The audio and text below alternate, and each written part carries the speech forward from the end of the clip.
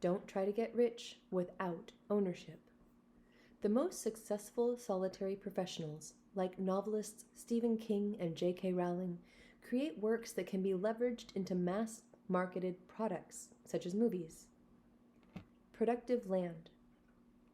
A useful trait that buying productive land or companies has is that you're less likely to sell the whole thing off and more likely to spend only out of your profit than you are with a stock or other lump sum speculative instrument. It's hard to separate in your mind that you had a profit from a trade and that you should only spend the profit. You can also much more easily find yourself without any income or any gain, or having to sell off a little part of your business every time to create profit, because that's what it is. If your stock appreciates and you want to eat, you have to sell some of your stock. So you're actually constantly owning less and less of that actual productive thing that you own, which is the company, because you need to get money out to eat. That's not beneficial.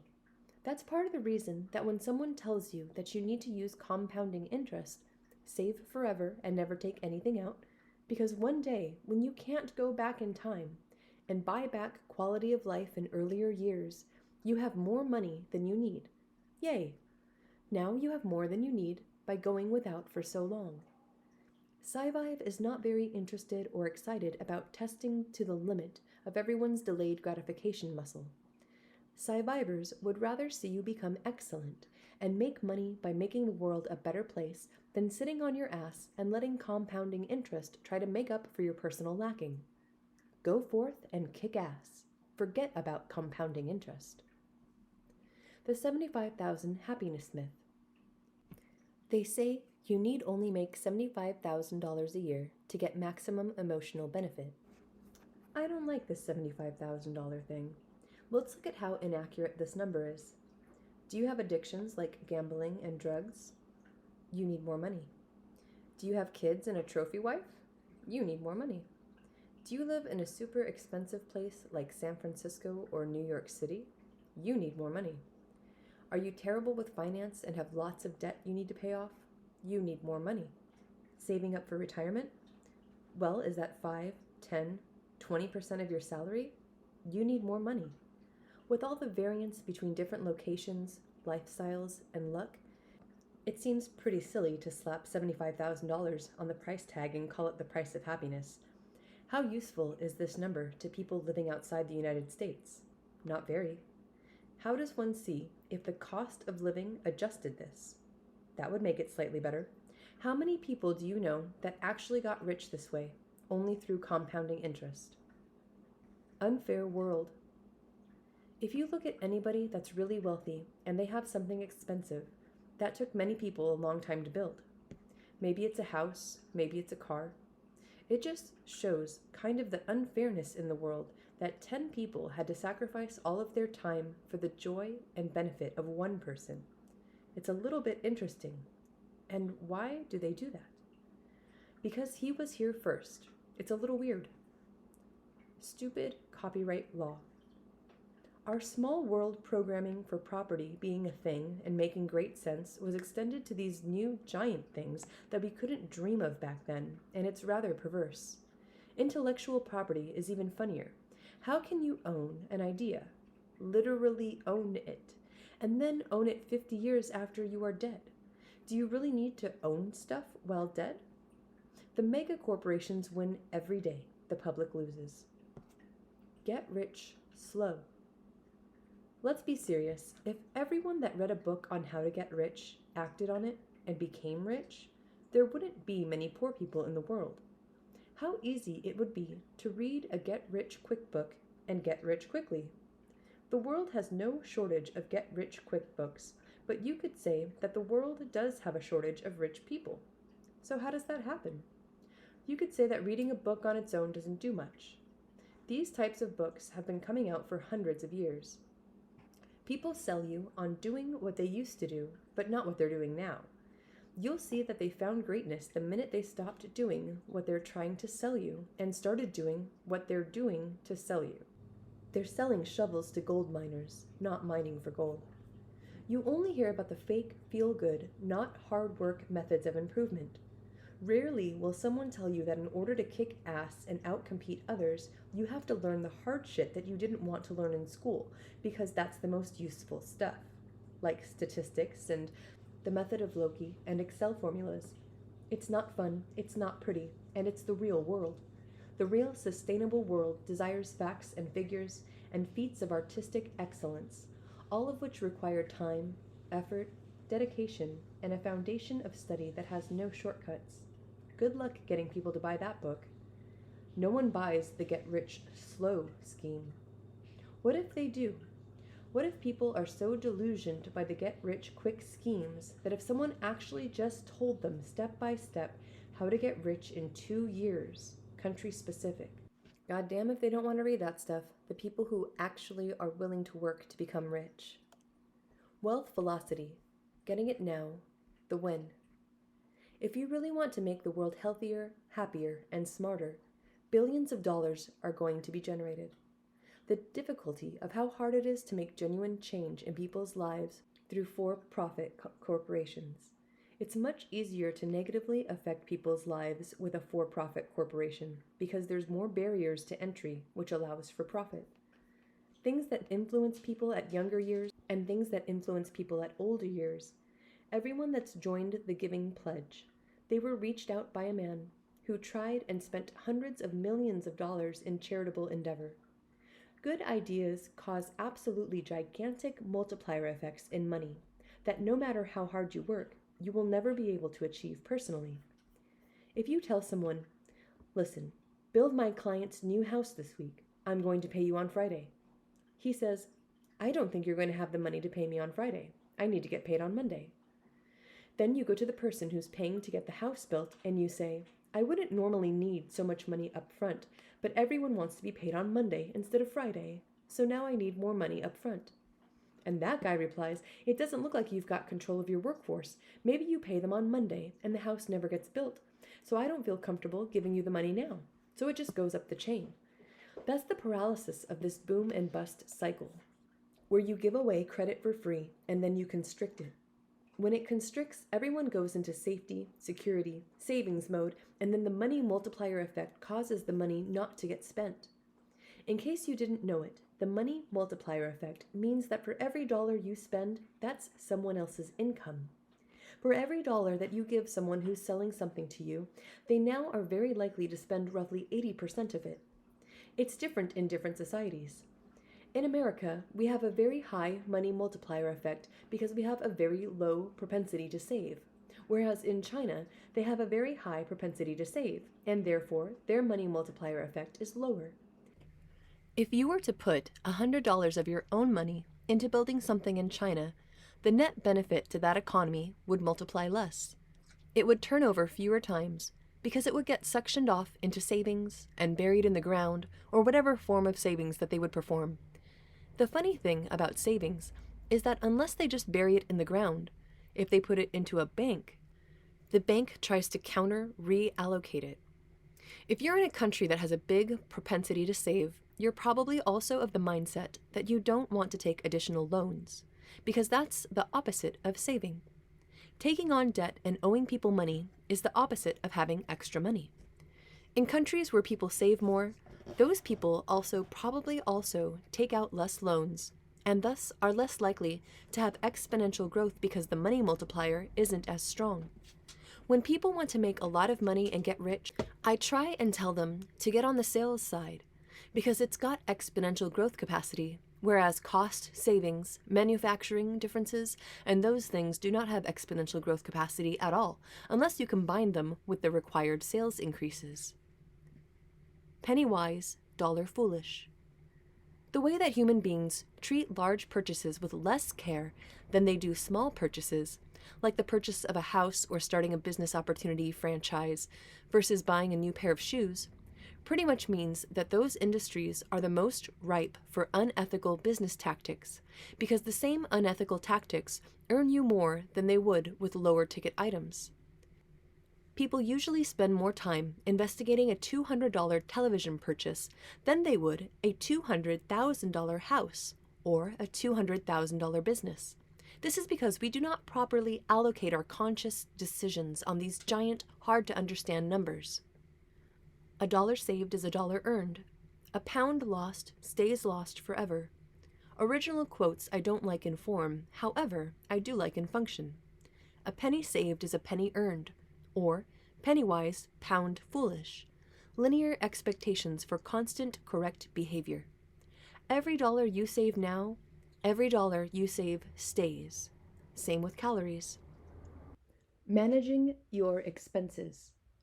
New car lease versus buy.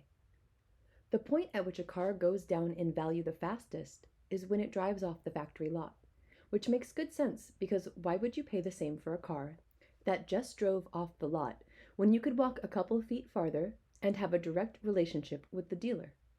Thus, when you lease a new car and you keep getting new leased cars every couple of years, you keep losing the maximum amount of value on the car because you keep paying for it during the period when its value is going down the fastest.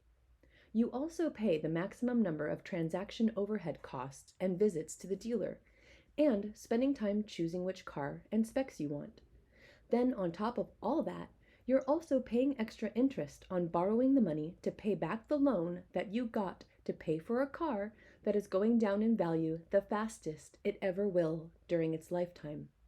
Oh, and you've entered the gotcha went over mileage insane fees lottery or other hidden fees lottery. And you have to have a higher spec of insurance sometimes to protect the leasing company's interest in your car. Thus, if you want to save money on a great car, you can own it when it goes down in value slower, after some other dum-dum has already paid to drive it off the lot for you.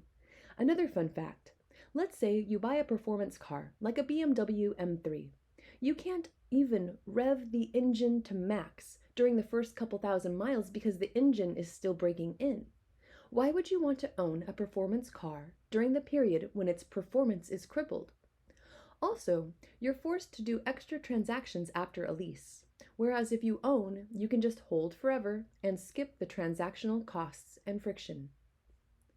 Those little expenses can crush you. It's only $10 a month. It's easy to say that because you look at your total income and think, what's $10 out of $2,400 a month?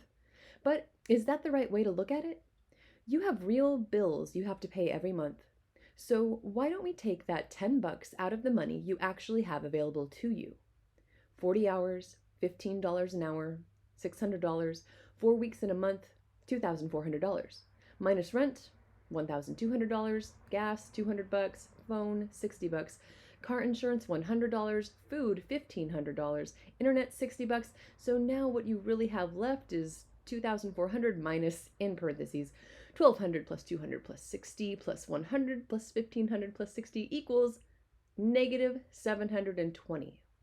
So it's really $10 a month out of $720. Uh-oh, you do pay taxes, right?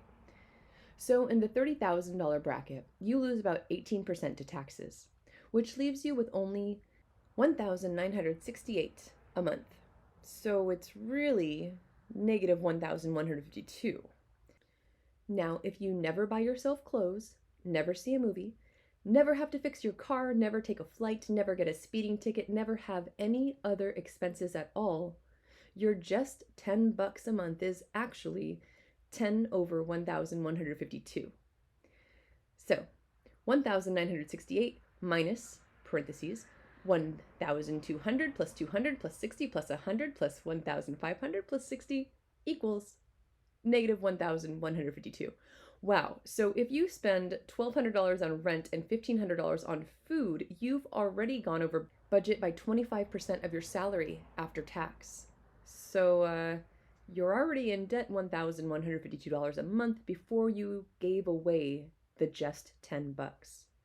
It's hard to show how important $10 is when you can't even divide it into a positive number, but are already in debt. So you have to just add it to your monthly debt.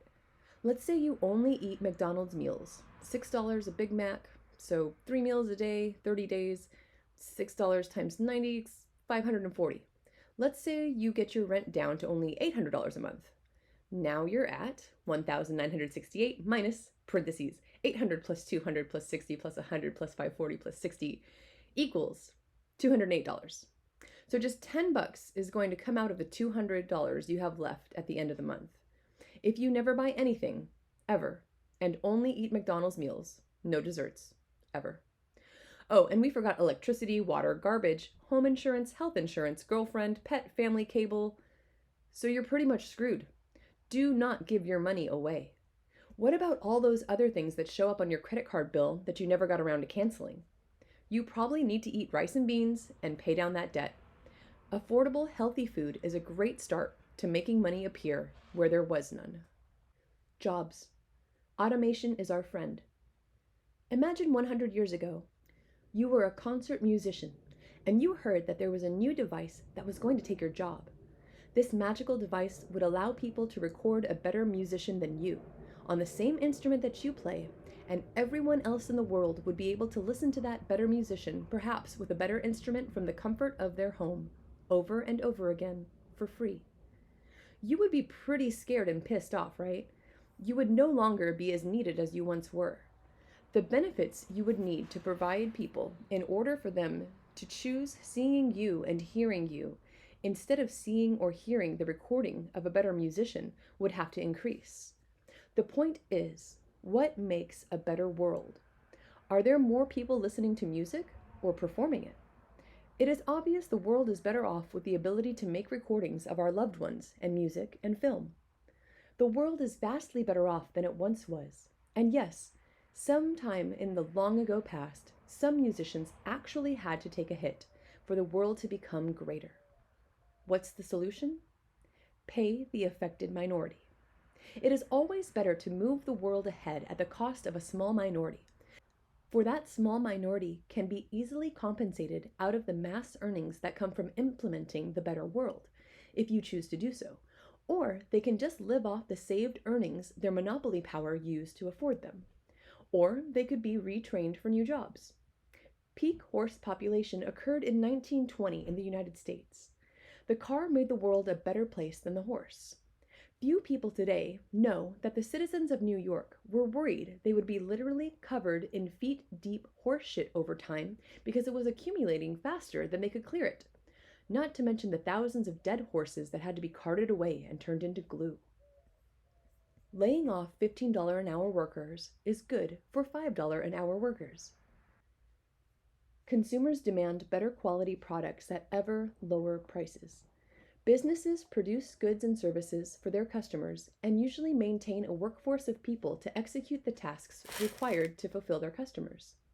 Usually, when lots of employees are laid off, it is because there has been a downturn in business, or the jobs have been moved to somewhere where the people will work for cheaper.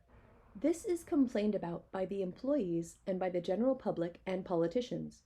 It's often not complained about by the company managers and shareholders, though, and often the value of the company rises. So what's going on here? Why is it that the same event causes such a difference in emotion? Well, the answer you see, in that case, is that the workers do not care about the plight of the poorer people who are now doing less for the same job they used to do for more. They couldn't care less about those people. The workers do not know their names, haven't been where they live, and often can't even speak the same language, so it's quite easy for them to ignore the plight of the people that need the jobs more. The people in charge of the company are legally obligated to look after the shareholders' interests by maximizing the profit of the company. If there's worse off people in the world that can do the same job as well as or better than the higher paid, better off people currently doing it, it's the directors of the company's job to do the more profitable thing. While the flight of jobs from the United States in the 1990s and beyond was bad for American workers, it was a boon to Asian workers who would work for less money. The shift helped lift millions of people out of grinding poverty across the globe. Automation taking jobs is great. Thus, the man who invented the phonograph, which allowed us to make recordings of sound and play the sounds back where and when we wished, did the world a great, great favor. We have similar improvements to our technical abilities as a race quite often these days. Nearly anything that slows that progress shrinks the pie from which we all must eat. Technology enlarges the pie for all, and it's the job of our social system and governments to make sure that no one party is overly harmed in that progress, and to redistribute the earnings from technological progress across the people. There is no good in this world but for that which benefits man. Without man, there is no good. Funny enough, if you don't appreciate wealth redistribution, you must never have met a man destroyed by wealth. Too much wealth is much more a burden than a blessing. How many lottery winners are better off from becoming wealthy? The point is, owning a thing basically just means the right to make sure other people don't get to use it. It's a right of exclusion. How noble is that, really? How beneficial is it that you get to control the location and use of a thing exclusively? Seems pretty greedy when you put it that way. Thus, technology is all that will save us. Some groups will get less pie of the enlarged whole. It's the job of governments and society in general to see that these harmed parties are still made well, so that other parties in the future see less benefit in slowing down the progress of the world. The means of solving the problems of the middle and lower classes is outside the abilities of technology. The rich keep getting richer, and the poor keep getting richer, except in percentage terms compared to the rich. Wouldn't it be funny if we lived in a world where there was only very, very wealthy men who lived on the moon and left all their possessions here on Earth? We would live in their houses, swim in their swimming pools, and they would never bother even to see them. Of what use is owning a thing you can't see and do not use? It's social signaling value and fulfilling your greed or hoarding desire. The point is, don't hinder technology to try and make up for bad governance and wealth distribution.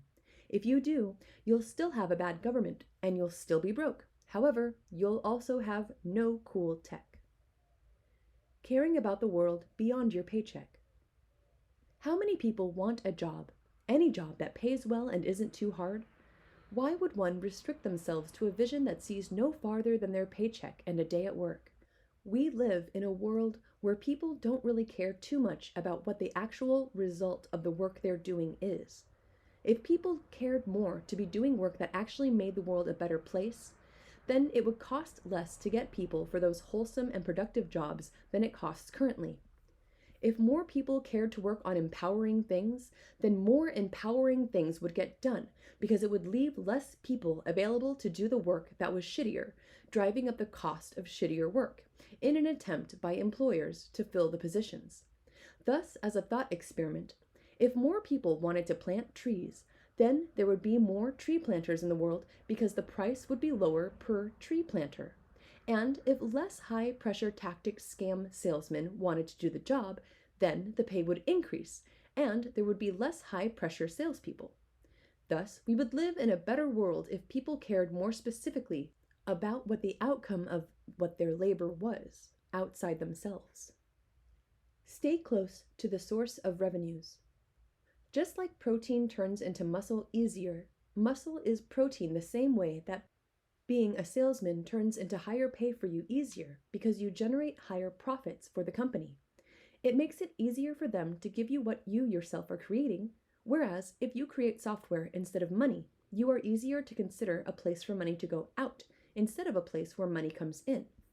This is because for every extra layer away from the physical check that gets written, the easier it is to see you as an expense. Business.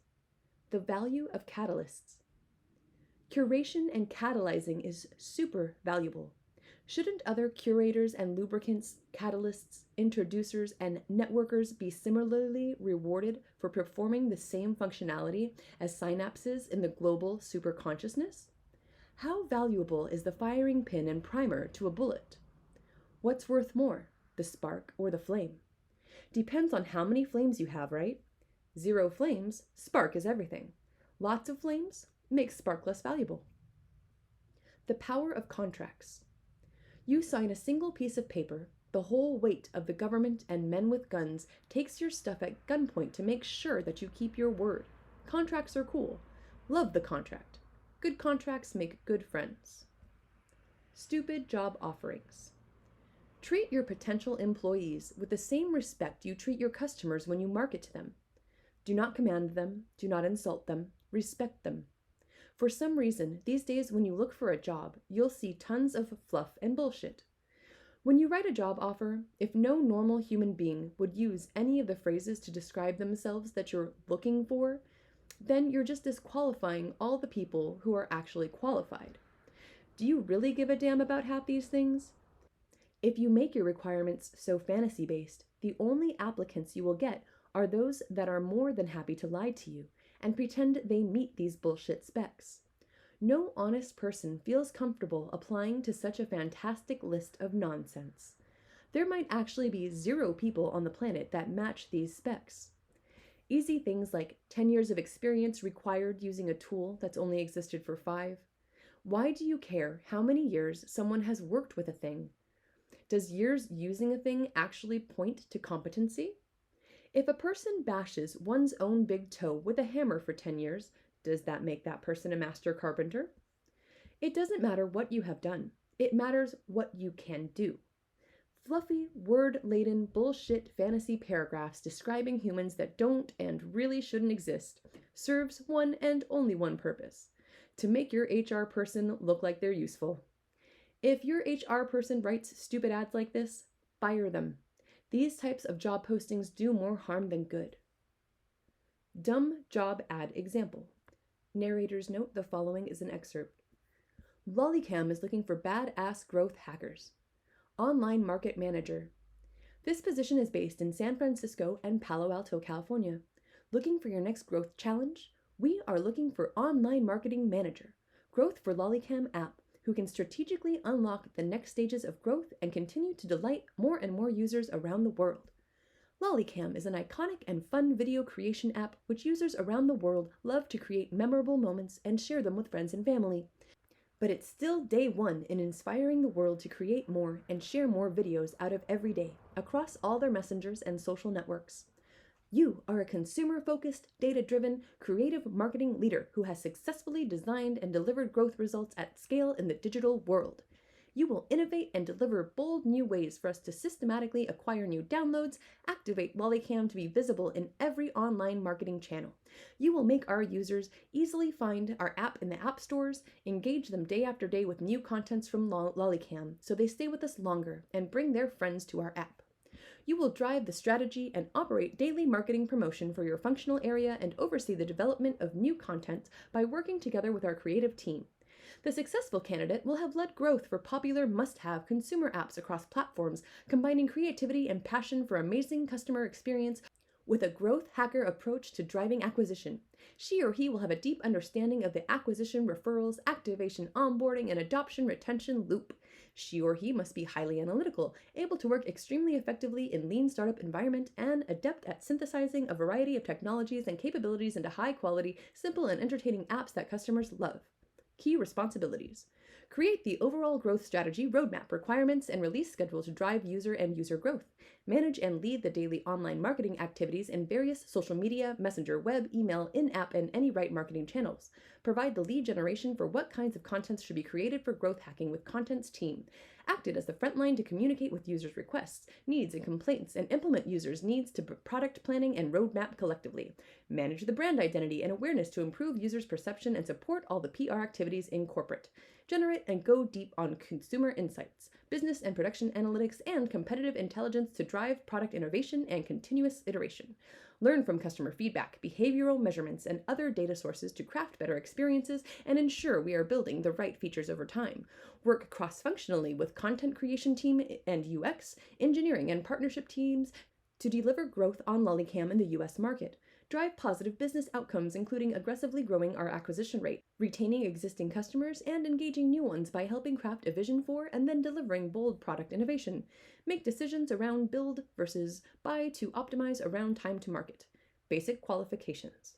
Bachelor's degree from a top university or appropriate work experience on well-loved technology products. 3+ years post MBA, or 5+ years work experience performing relevant product management job functions, mobile experience across top-tier platforms or relevant consumer application or software experience, experience relying on analytics and data to shape product decisions and empower tracking the effectiveness of change, extensive multivariate A/B testing and funnel optimization experience, passion for mobile video and media business, experience working with cross-functional team across design, marketing, and engineering team, being comfortable in fast-paced and international startup atmosphere. Experiences to grow mobile apps over 100 million downloaded globally are the strongest plus. Excellent communication and interpersonal skills. End of excerpt. What do they even do? Oh, they put funny hats on your selfies. Wow, just wow. Every sentence is so full of fail that it's like picking out diamonds out of a pile of diamonds. Pro tip: people reading job ads are not looking for their next growth challenge. They're looking for paychecks. Might you mention a single thing they would actually care about? Are your chairs comfortable? What real humans would they be working with in the office? What do you pay? The friction introduced by neither party throwing a pay number out there far cancels out whatever negotiating power you think you're getting. Imagine if you treated your customer-facing ads the same way you did this job ad. You, our user, come spend time on our app so we can make money. You will drive up minutes on our site. You will make friends use our app. You will be our customer now. This poor form that you would never do to a user, you're doing to people you hope to work alongside in the real world? Speak to their needs first, then yours. Well, if everything can be an example or a warning, I award you. Best example of a warning. Please learn to English for your next growth challenge, bad HR guy. Perhaps look for a human that's ever actually existed. You, iconic yet day one legend you. It's probably poor form to make fun of an ad for a company parodied in the Silicon Valley TV series. Please treat your potential employees as you should your customers. Speak to the things they might actually care about. You are writing the job listing for them, aren't you? Why? Double or nothing until you call it even, then bounce.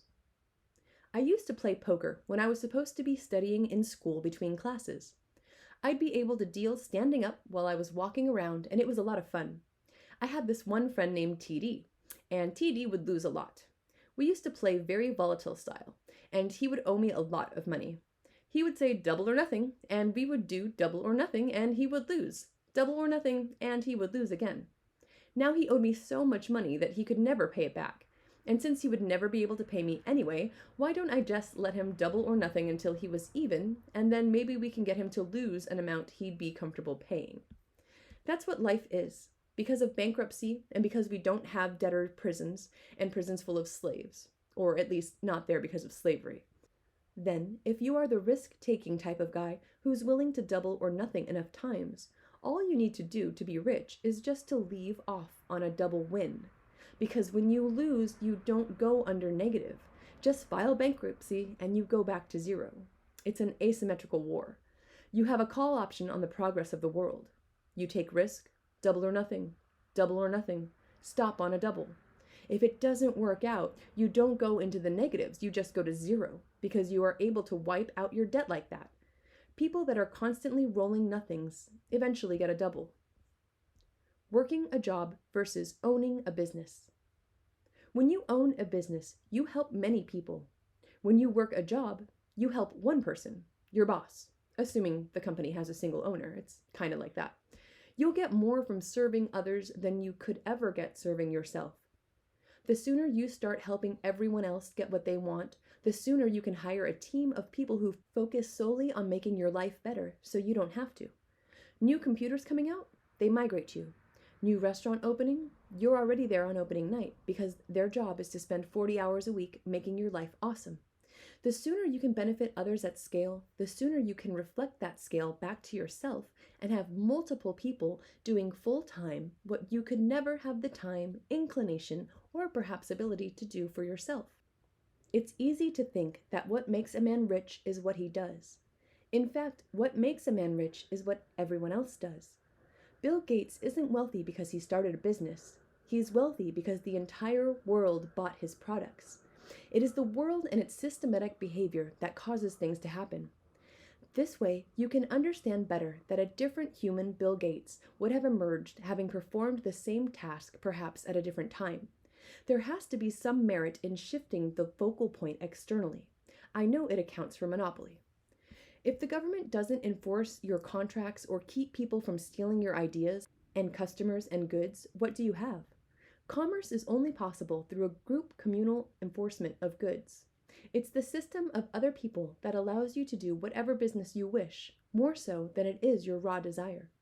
You're probably already copying and using the same ideas and principles that have existed for thousands of years. Let's give society and the system the respect it's easy to forget is deserved in the nice first world.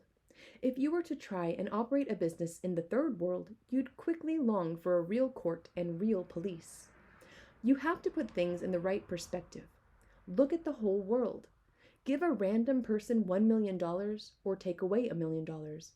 One's quality of life in regards to longevity, health, and enjoyment of life won't be greatly affected. But if some huge breakthrough is found that cures a disease that might develop, or if some new popular thing that comes along that brings great joy to one's life, the things that may or may not make that person's life more enjoyable or longer or healthier have much more to do with things outside of control, whether that person has that $1 million or not. Look at the Tesla car, for example. It's the safest car, it's the fastest car, and whether you had $1 million or not, you couldn't buy one until someone with a couple $100 million put money on the line to invent it, build it, make it available, and allow you to be aware of it.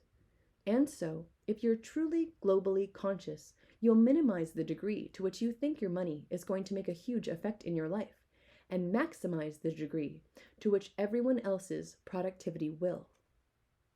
Your focus.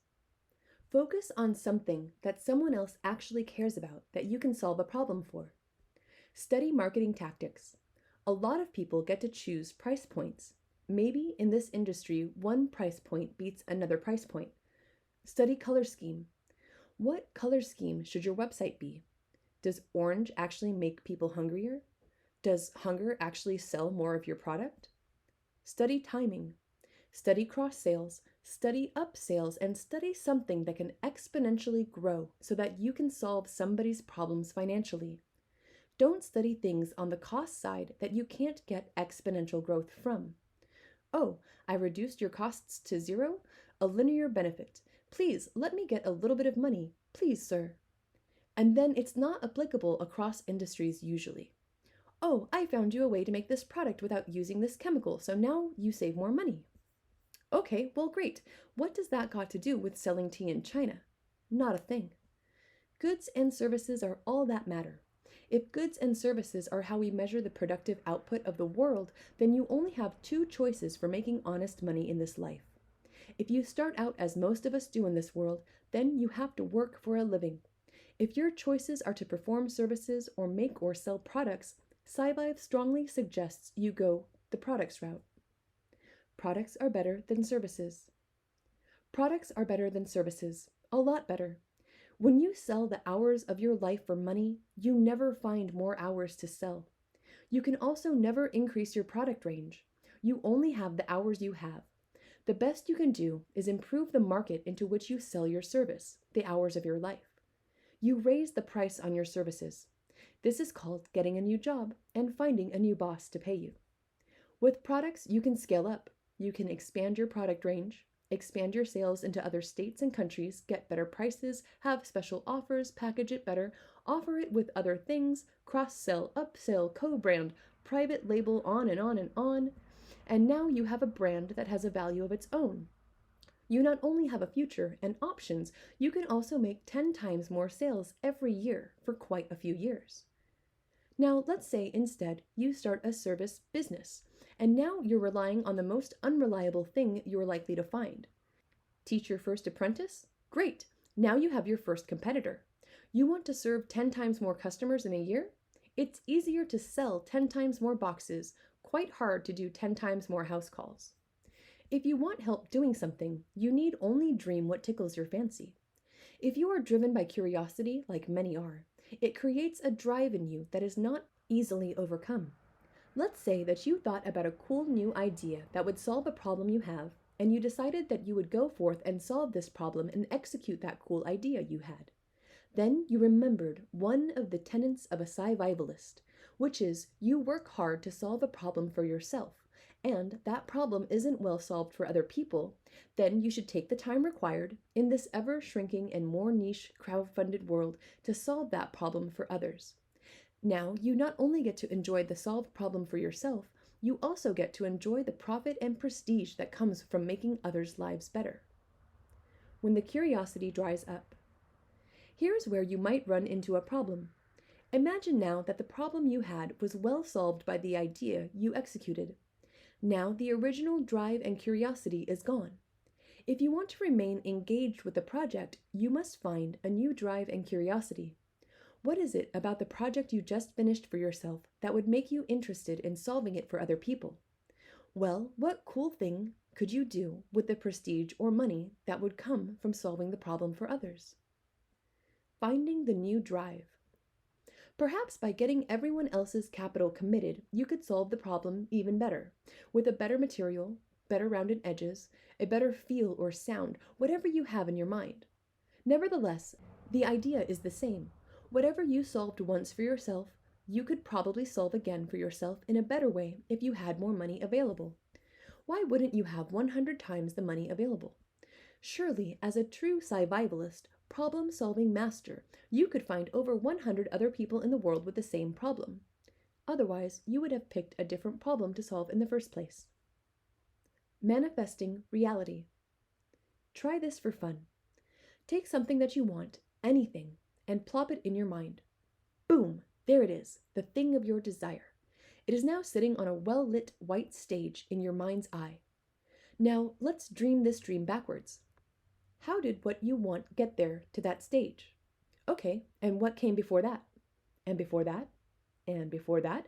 Until you get to where you are right now, sitting down, reading these fine words. We've dreamt a very rough path that is possible for what you want to become reality. The challenge is that it just takes so damn long and so much effort. Unless perhaps what you dreamt was a sandwich, in which case, hit the refrigerator and quench your desire at once. That last part is quite common. Knowing your outcome, visualizing your destiny, and dreaming the future. That's been common knowledge for quite a long time. This part is new. We looked at steps on the path to what you want, for they're obviously just as important.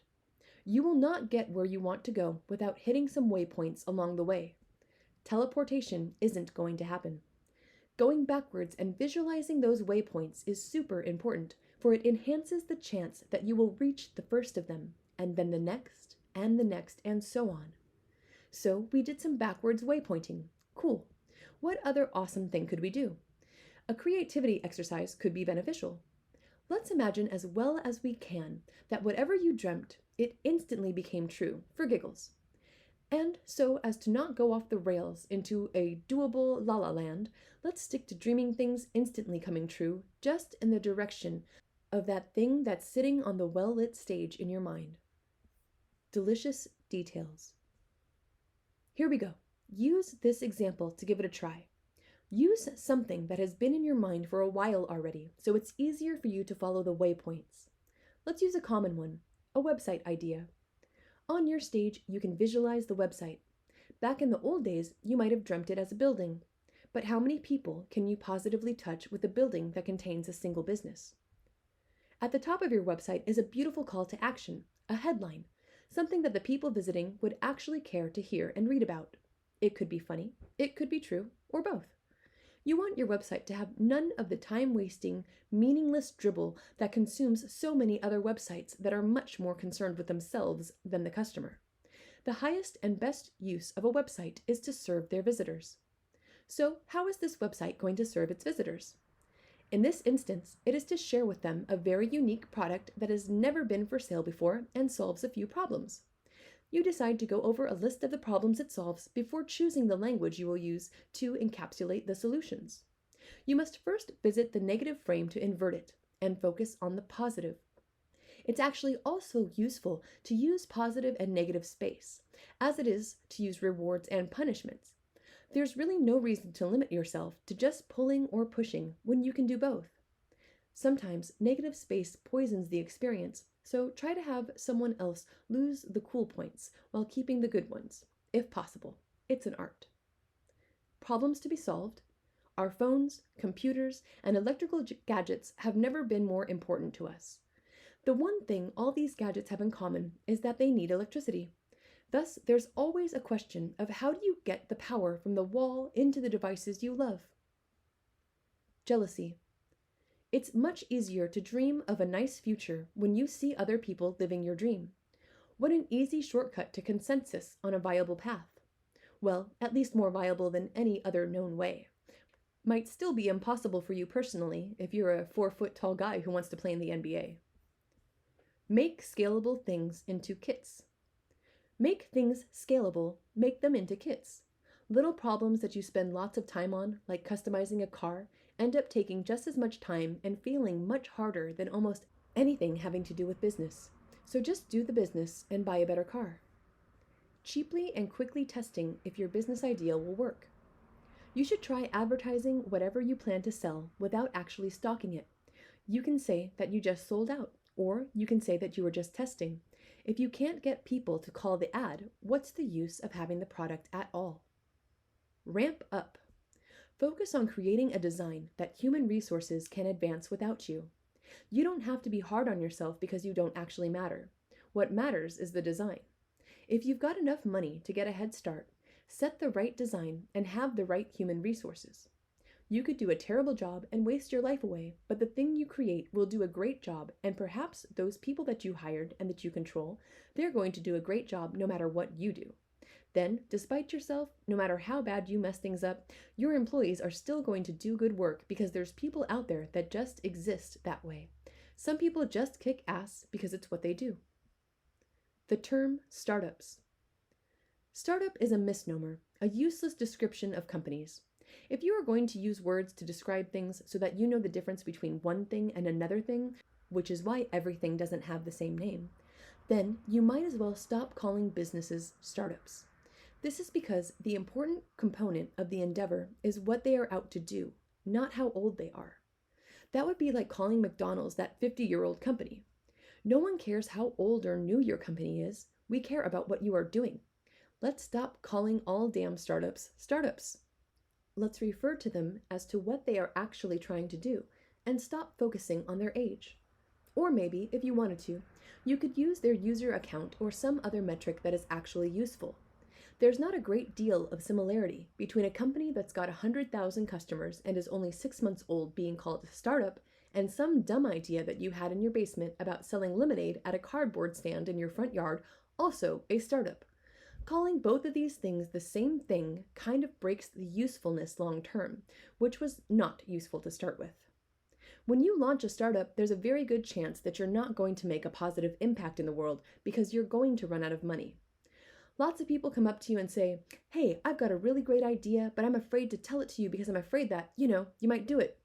And then you say, as Seth Godin does and lots of other respected authors in the business world will do, is tell them that ideas are actually quite affordable.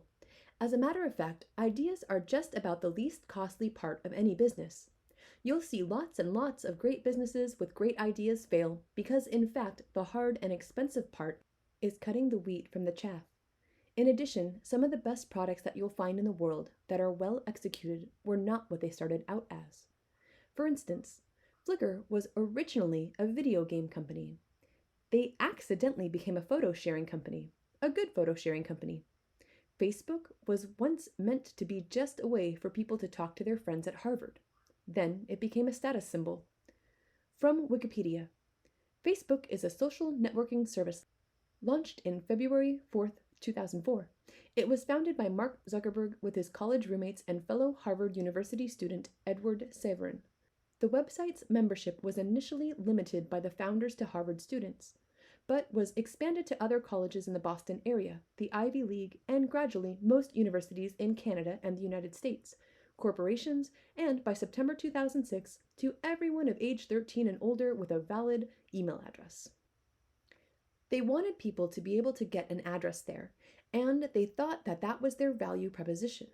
Hey, look, your friends will kind of think that you're at this exclusive college. And then it turned out that no one cared about that, and they cared more about all the other things the website offered.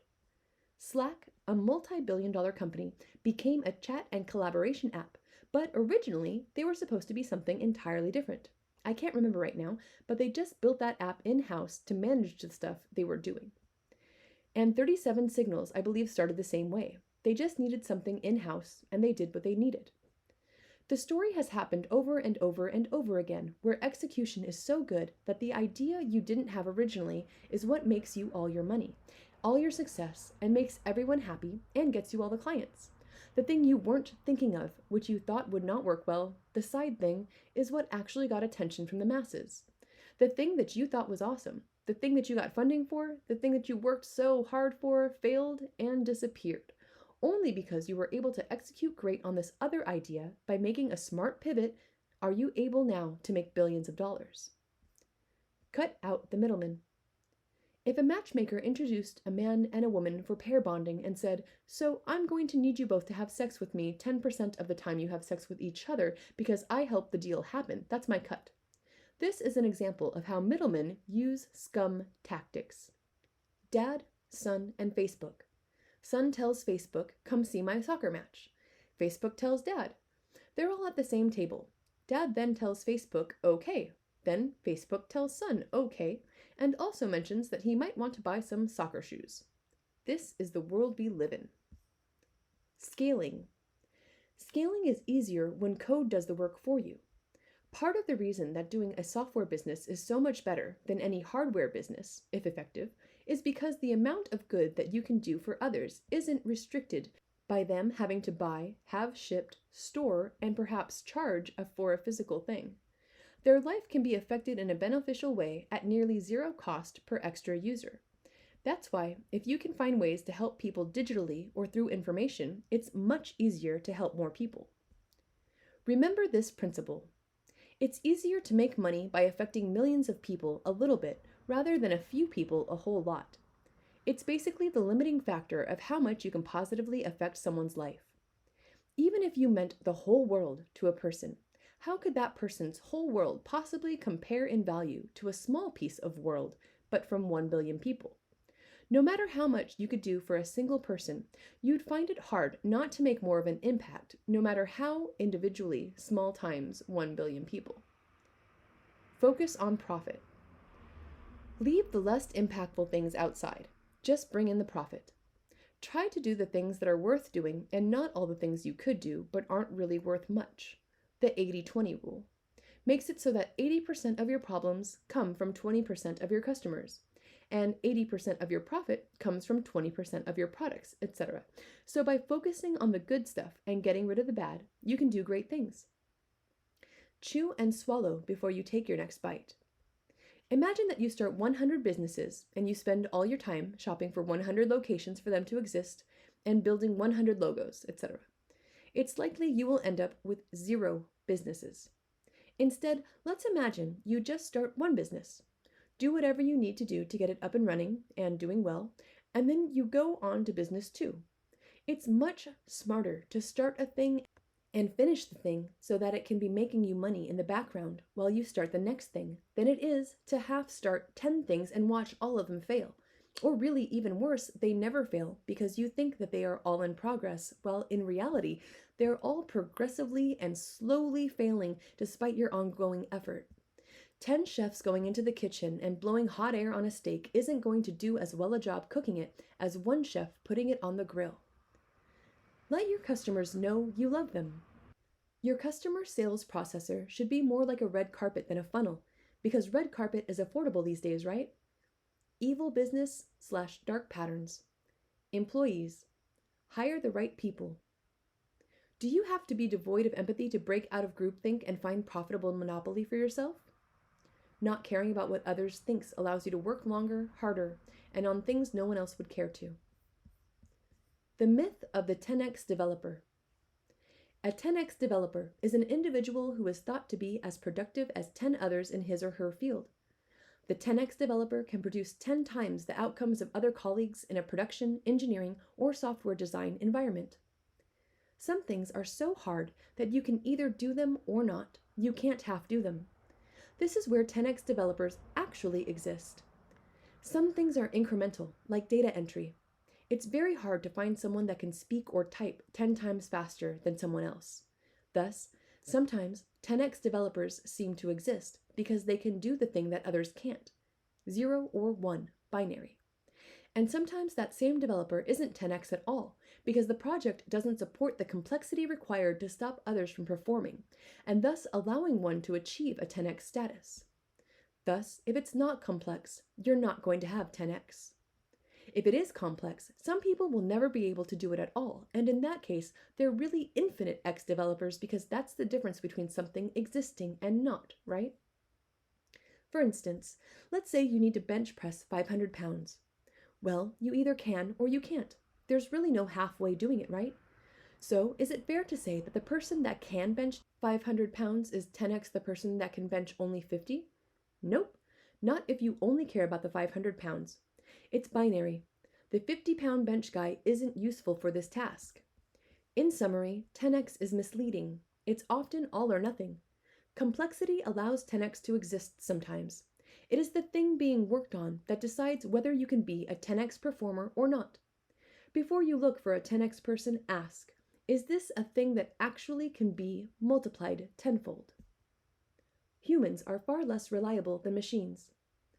To sell more boxes, you need barely any new infrastructure. Maybe more space, maybe more shelves. You want to do 10 times more house calls or service of whatever sort? You need about 10 times the people and 10 times the vehicles, and then you've got lots of people that work for you. They get sick, they steal, they compete against you, and they make a union to get the most pay possible. Now you have 10x the problems. They don't aim when they pee. Depending on where you live, you might not be allowed to fire them. They might get pregnant and leave, and you can pay them for the next year while they take care of their newborn. Lucky you. If business doesn't go so well, and you can't keep everyone, you have to let someone go. You come off as terrible. You find people that will do the same or better work for the same or less money, and you want to switch them? Damn you, how dare you allow competition? Being an employer is not all that it's cracked up to be, and it's worse than that. You will feel great stress as a nice employer, feeling it's your lot in life to never fire anyone and never give anyone a pay cut. And that social stress of being responsible for so many friendly faces should be more stress than any purely financial stress should be. Money rarely calls you a bastard to your face or behind your back. Money also rarely punches you in the face. Take a look at the richest people in the world. How many of them make products? And how many make services? Bearing amazing gifts of ability in performing services, always choose products. More challenges. Non-compete agreements. Non-compete agreements are basically like door locks. They're just there to keep honest people honest. Like door locks, they don't stop anyone actually motivated to break the law. Hackathons.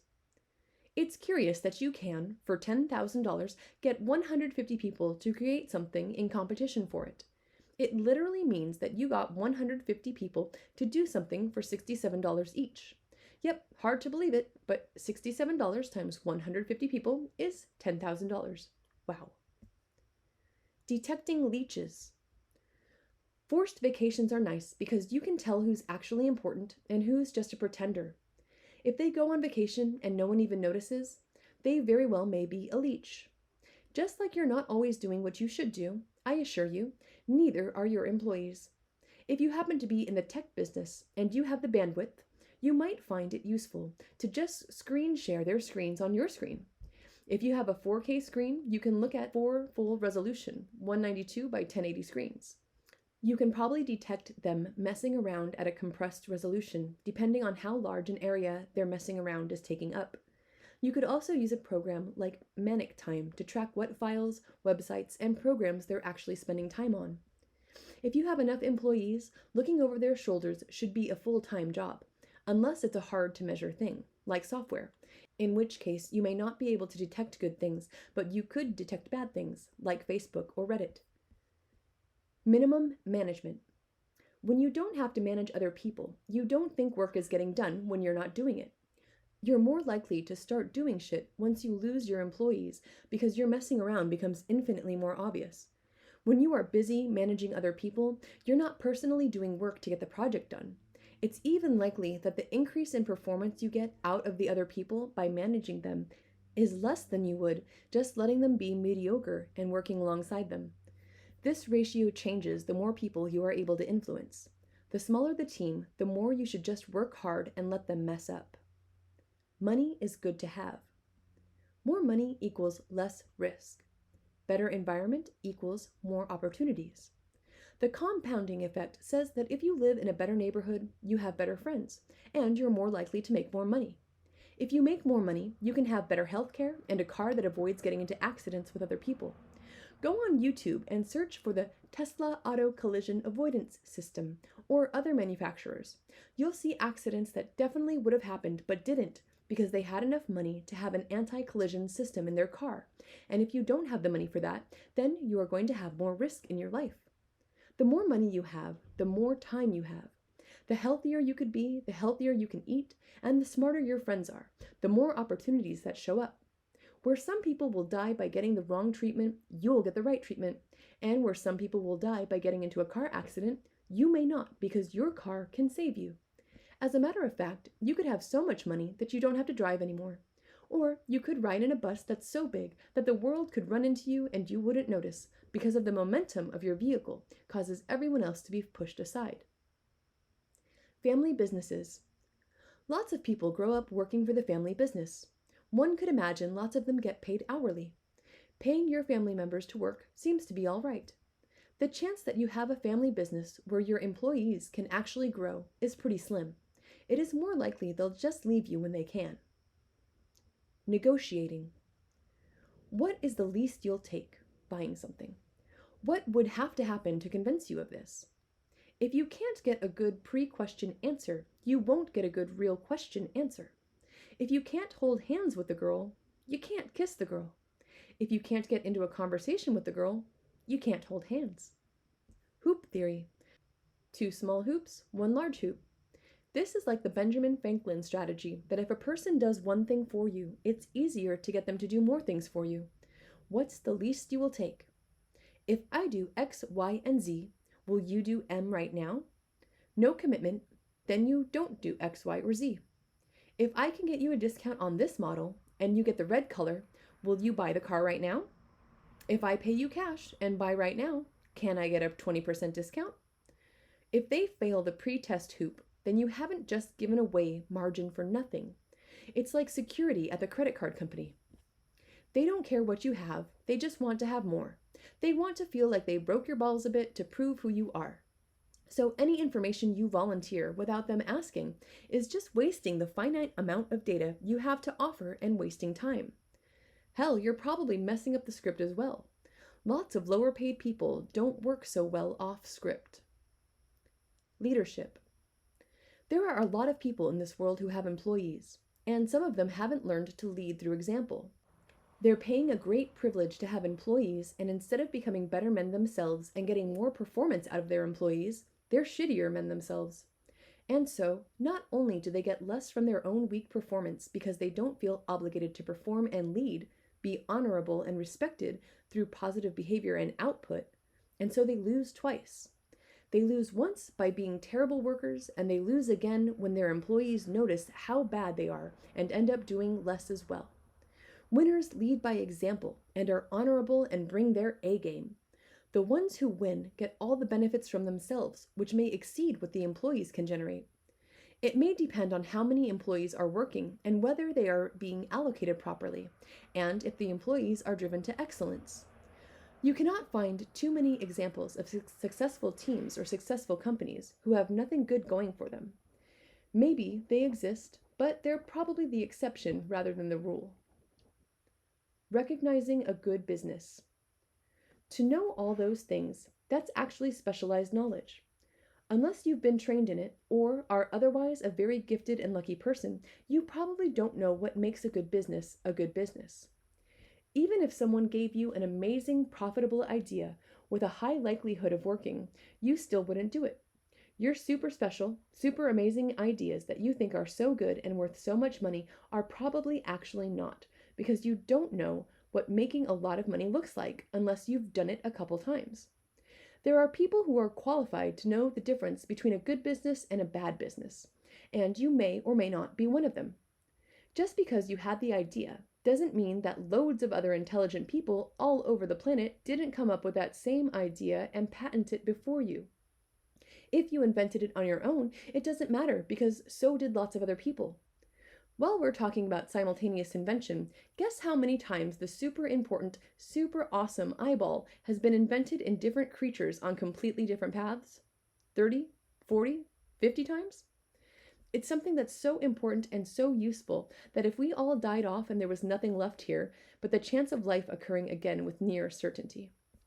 If Earth was similar in environment, then eyes would be created yet again because they work well.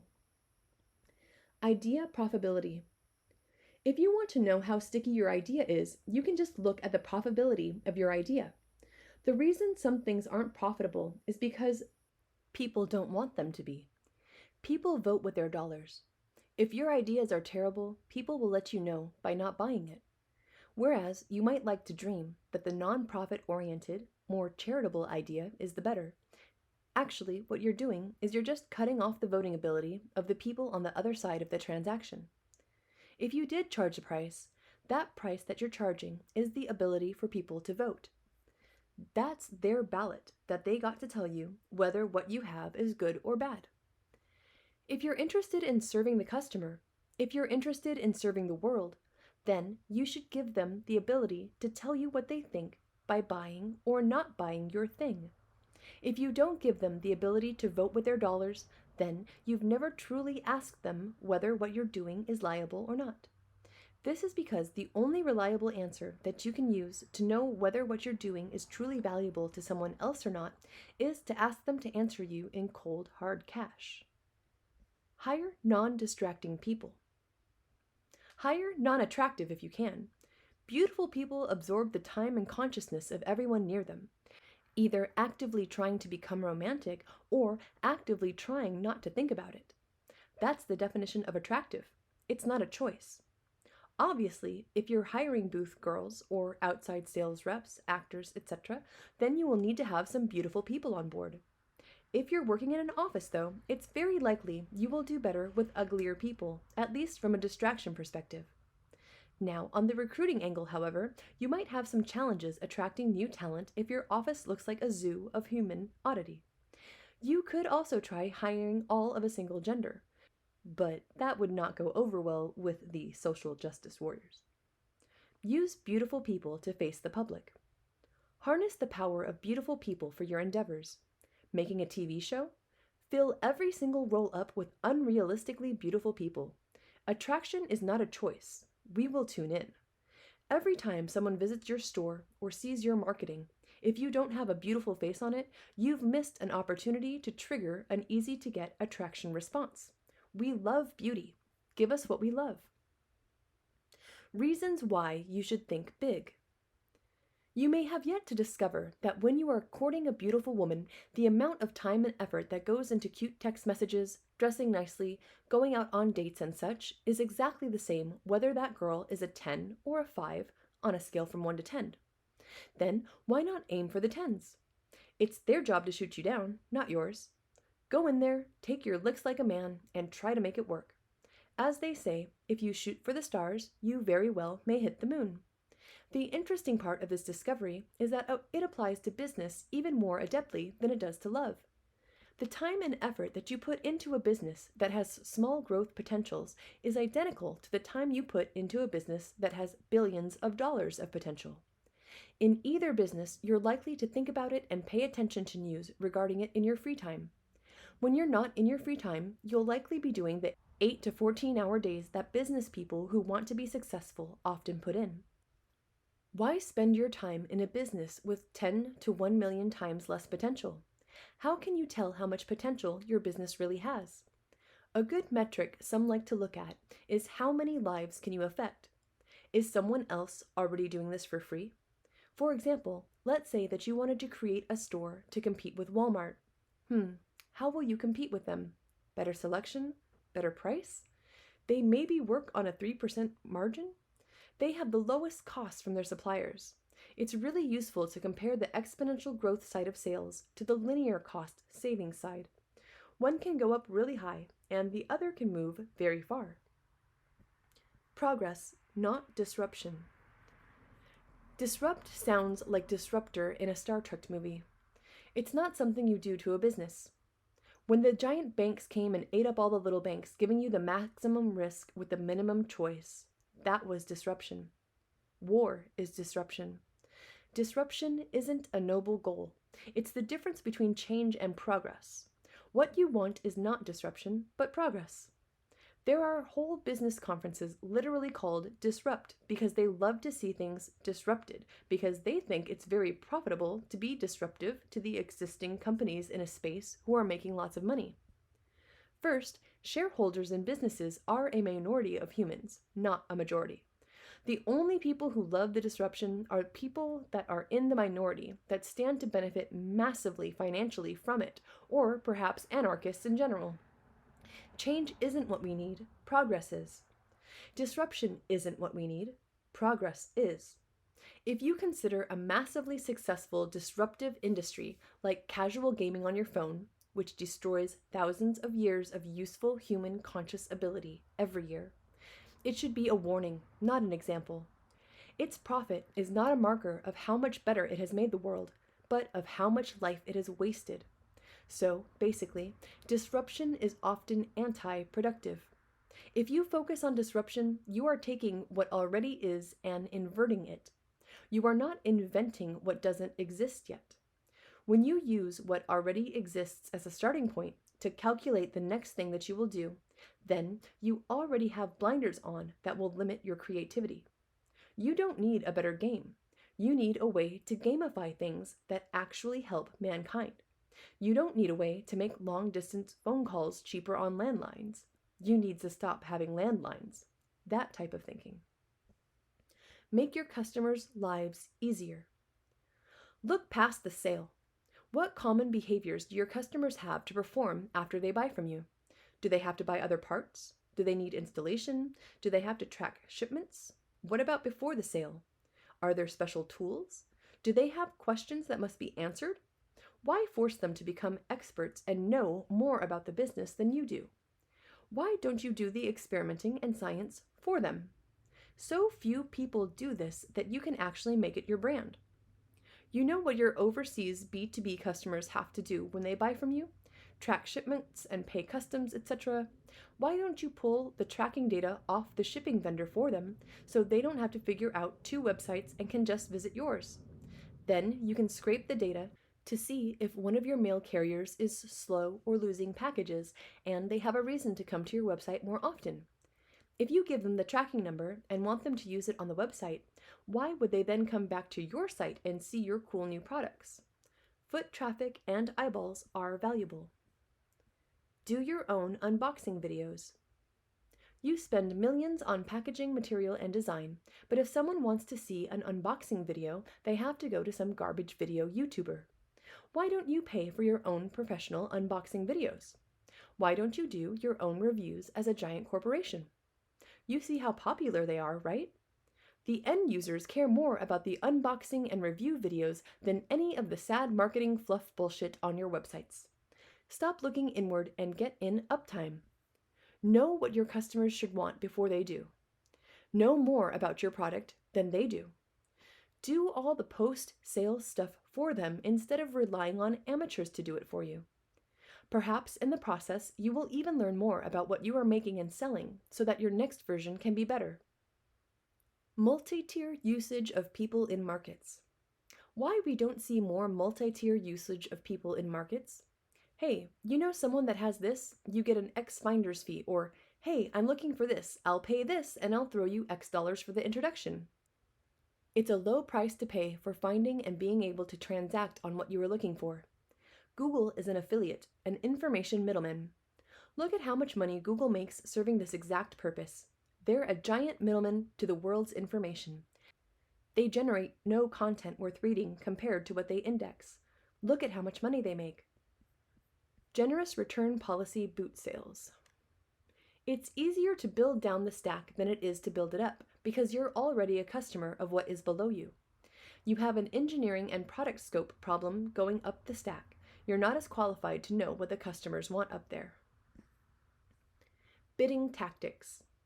You can offer 20% over anyone else's offer, and if there's any other action, why wouldn't they come to you? If the other people's offers are too high, you can just say so. You're not morally bound to get super screwed. Or you could include the language with a reason. Some people like the language, I'll give you 30% over anyone else's highest real offer. This works for items that you really want and don't actually cost that much. However, most other people, for whatever reason, just aren't willing to pay that much for them. You could use this strategy if you have more money than the average bidder, or you could reduce the amount of the other bids you are willing to pay. For instance, you might say only 10%, and they could still be happy with it. Why would you ever bid early? Always bid at the last minute. Stacking failure modes and duals points of failure. You hear people say good things about doing a startup in an industry that's risky and saying that it's like leverage. You're getting an option on an option. Those people are likely incorrect. What you're actually getting is dual points of failure, either of which drives the other to zero. You're not getting an option on an option. You're getting basically something that sucks multiplied by something else that sucks. Let's do the math. You just buy stock in an index, so the underlying thing, it goes up. You win. You buy stock in a company that invests in the thing. Company goes to zero, you go to zero. The thing that the company is dealing with goes to zero, you go to zero. Would you rather have two chances to go to zero that multiply by each other? Either one of them goes to zero, you're out. Or would you rather just have a single failure mode? Stacking failure modes on top of your idea doesn't give you more leverage, it gives you more failure. If you want proof of that concept, consider startups in the Bitcoin space versus Bitcoin itself. Which one's doing better? No startups are doing even bearably good, while the project itself is doing fine. Understanding is expensive. We didn't need to understand how horses worked internally to build the car. You don't need to understand how cancer works internally to find it and destroy it. The solutions to many problems are found by not looking or caring about how or why the problem exists, but just focusing on what you want and getting that, not focusing on what you don't want. Would you rather analyze and understand why your room is messy, or would you rather just clean it? Not only does it cost too much, it also limits your creativity, putting blinders on you. Hunt down manufacturers. Dealing with retailers and worrying about their stock is almost nearly always more stupid than finding the root, the manufacturer, rather than hunting your distributors down. Calling all of them to see which retailers have a thing, then you know you didn't miss any products. The markets. Easy to lose. The markets are where you go to make a small fortune out of a large fortune. If a guy is looking at screens all day long, guessing will it go up or will it go down, how does this make the world a better place? The people that lose in the market get to go back to work. It's basically a battle for who has to work and who doesn't. When you think people are long or short, it can be the other way, because it reversed depending on whether they have already placed their trade or not. Did you ever notice that Berkshire Hathaway is always entering or exiting and never really done with a position? That's because they enter the trades intelligently. Selling. Showing up in searches. When you name files, spam them with the words you will be using to find that file later, or don't be surprised if you never find it again. Do the same for your ads, and when you look for things. Keycap and keycaps and keycap and keytop and keyset all give you different results, but what you're looking for is the same damn thing. The larger sites out there should do this work for your customers. Why do they have to be thesaurus experts when you can tell them that smart shoppers search common terms one after the other to land at the same ads? This can be done algorithmically, surely, or by human. Make sure your business and website don't have homonyms, or you will have to spell it out every single time you tell someone about it, if you're even lucky enough for them to know to ask. Shopping carts. If you only have one item, why do you have a cart for shopping? visualizing what you've got for sale. Perhaps let people see things in spreadsheet form in multiple orders and styles. Analysis paralysis. Analysis paralysis is real. If they don't know what they're buying is the right thing you offer, they won't buy. This is why more products can be worse, just like more payment methods can be worse. Halo experiences. We live in a world of 4K screens, yet no matter what site you expand on your screen, it still wants to pretend you're on a cell phone, pretty much. Just like companies produce Halo and concept products to lend value to all the other products in their lineups, so too should websites offer a Halo experience, which would lend value to all the other inferior, smaller experiences they offer on mobile sites. People are trying to spend money on your sites. Why does one have to click Next 40 times and see only 4 columns at once? Why is the search feature so deficient? Why do customers have to search 4 different regional sites and beat up on your options to actually see all of what they can purchase? Amazon's search is so bad that people are actually building their own external searches to make the experience better. Marketing. In sales, you can offer someone a lie that has monetary value to them. You can tell them that something is the last one you have when it's really not. You could also say that the item was priced wrong and that the sales rep will get in trouble if you buy it, and it will also increase the value of the product in their eyes at the cost of a single lie and some reputation. And you could say you're a moral soul. Discounts. You're probably getting screwed. Next time you're offered any kind of discount or bargain, you have to assume the odds are not in your favor, because the person making the bargain or discounts or offerer's job to get the maximum amount of profitable dollars out of you. And thus, unless some odd mistake has been made by that person and he will actually end up getting less dollars, you are going to end up getting screwed. Secret discount network. Having a secret discount network that unionized and gave the purchasing class some type of competition against the price-fixing retailer distribution networks that force retailers to screw you over with high prices, one might think that the secrets that they keep regarding their cost should be canceled out by the secrets that we keep regarding the discounts we give. Marketing serpentine. Avoid the marketing serpentine in all stores. They rout you like sheep. A stupid shopping sheep that dispenses money. Self-help business. The self-help industry is based on you estimating what your future is worth, thinking someone is going to help you get there, and then paying that person a percentage of it up front, while I do nothing for the good luck that you might happen to stumble upon. Overpriced Clarity.fm. Clarity.fm is a marketplace claiming to offer one-on-one expert advice on a wide variety of business topics. The site makes it easy to facilitate quick Q&A style consulting calls. Set up extremely overpriced Clarity.fm account to establish value by proxy. Spam search results on LinkedIn to establish value by proxy. If you set yourself an account as an expert and you put your price high, it makes you seem valuable. Benefits of marketing. So is it solvable? Yes. Should someone solve it? Yes. It shouldn't work for more than just promoting Bitcoin, but it's easier to do that because people see financial gain, such as put in 0.5% of your holdings, do this marketing campaign, watch the new money come in, and see your wealth grow. You could even sell into the new money and make back your $5,000 and roll it again and roll it again and roll it again. And that's how marketing works. Your lifetime value of customer exceeds your cost of acquisition, and you're rolling in the dough. If searched for, many of the habits and inclinations we have can probably be traced to a hardcore marketing campaign. Patents. File and forget. How to file a patent, fire, and forget.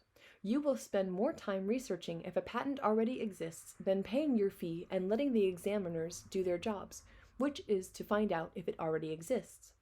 Also, the more searching you do and the more you learn, the more risk you have because you are legally required to disclose anything you knew about that was relevant, and the situation could quite easily exist where you disagree on the relevance of a thing, and now you are legally liable for breaking the law. If you didn't oversearch, you wouldn't be breaking the law. Now, there might be some minimum search that is required, in which case, if such a thing did exist, one would suggest you meet that expectation with a comfortable margin and not exceed it, unless you are short on cash. Selling your business. Selling to greater fools can be better than selling to wizards. The wizards aren't likely to get a bad deal, so if they want to buy, perhaps you shouldn't be selling. If great investors want to buy your business, perhaps you shouldn't sell. If Warren Buffett wants to buy your business, you have to think to yourself, I'm basically taking the most opposite position on a transaction against a person who is known to make better decisions in this area. Is that really what I want to do? Perhaps you prefer freedom more than money, maybe, but if you're selling for the money, you're better off feeling good about the trade when the person on the other side of it is an idiot than when the person on the other side makes you look like an idiot in comparison. Scams. The funny thing about being scammed is that if you don't have much money, you can't be scammed for much money. If you do have lots of money, it's likely that you are able to make lots of money, and therefore, if you are scammed, you can recover and go back to having lots of money. Scams are kind of self-regulated against being too gigantic to the individuals they are perpetrated against. There are some pretty tragic non-monetary side effects, like taking up all of your making money energy trying to recover that which was lost. The disenchantment with the overall dog-eat-dog nature of many people's actions and identities. For some people, the self-regulation doesn't count. They lose their life savings in a single swoop and don't have enough life left in them to be made whole again. People whose families depended on them and they find themselves out in the streets. If you want to avoid being scammed, it helps to know what a scam looks like, and it helps to see all the advanced fee fraud scams that exist. My wife lost her ring here, or a watch here, or a valuable thing here. I have to go, so just give me this small amount and she'll come back and get it later. Right. This is an obvious scam. Don't pay them anything. There's a couple websites that just deal in calling out scammers, and they've literally categorized all the different kinds of scams. Be knowledgeable about the many ways to be scammed. SciVive would say you should focus more on being productive than you should focus on being not scammed. The useful advice is reversed the older you become, or if the one-time nature your current wealth is the result of perhaps a court settlement, divorce, or sale of a company you have a non-compete with, or you're just older than you are young. If you currently have much more than you'd ever be able to make back, definitely focus more on protecting what you have than trying to grow it. One day, the poor staff will have to do a literal song and dance to get you to buy some new leggings or whatever the sale of the week is. I'm pretty tired of seeing scams in the In-Flight magazine. This week, it was a $300 LED light. Really? A piece of plastic with some green and yellow LEDs in it, $300? Says it was tested clinically. There's a star next to the clinically that says tested on 30 volunteers. Wow. Then you've got all those bracelets with a magnet in them. $300. Says it helps you sleep and feel better and focus and whatever else you need to hear to pay $300 for a $13 item. It makes you wonder whether misleading advertisements and the money it parts people with are justified the same way that people justify the lottery. It is quite literally a tax on people that can't do math, and it ruins literally the lives of nearly all that win it. But it somehow perseveres. Perhaps we feel better thinking that someone was going to part the stupid with their money, so it might as well be for a cause that is kind of good. It is pretty mind-boggling, the mental gymnastics people will do to justify evil things which only profit them. For instance, taking money from people that are too stupid to keep it makes them have to work harder, and through their hard work, they likely make the world a better place. Hell, that's not even gymnastically inclined, though it might actually be accurate in some cases. One could assume there will be edge cases where someone is literally already working to capacity, or wouldn't be able to afford better production precursors or equipment. SciVive argues that in an ideal world, whatever marketing and leverage and incentives you can use to make the world a better place will probably make the world a better place. If you think playing the lottery is bad for you, and it's bad for everyone else, then we probably shouldn't be marketing it with state funds on television. Perhaps an advertisement for eating healthy, which, if effective, would lead to reductions in healthcare spending for the state and increases in happiness and healthiness. It wouldn't be surprising if more fit people led to more children being born because fit people are attractive, and being attractive can cause attraction, which causes proximity, which causes love and all the nice tricycle motors that go with it. Most of what is advertised to you is a scam. In the world of competition for your eyeballs, the people that give you the best deal can't afford to be seen, and the people that screw you the hardest can't afford to pay for your attention. Hedge funds weren't even allowed to advertise to you until 2013, but the scams have always found a way. If it reached out to you more than you reached out to it, then it's more likely to be a scam, and there's an art to making you believe that you, and not they, did the reaching out. There's a fool at every table, and if you don't know who that fool is, then you're the fool. When you're betting, buying, or selling, or even working with other people, it really helps to know who the fool is. Don't get robbed. One of the better things that can come out of this digitized world is better cooperation.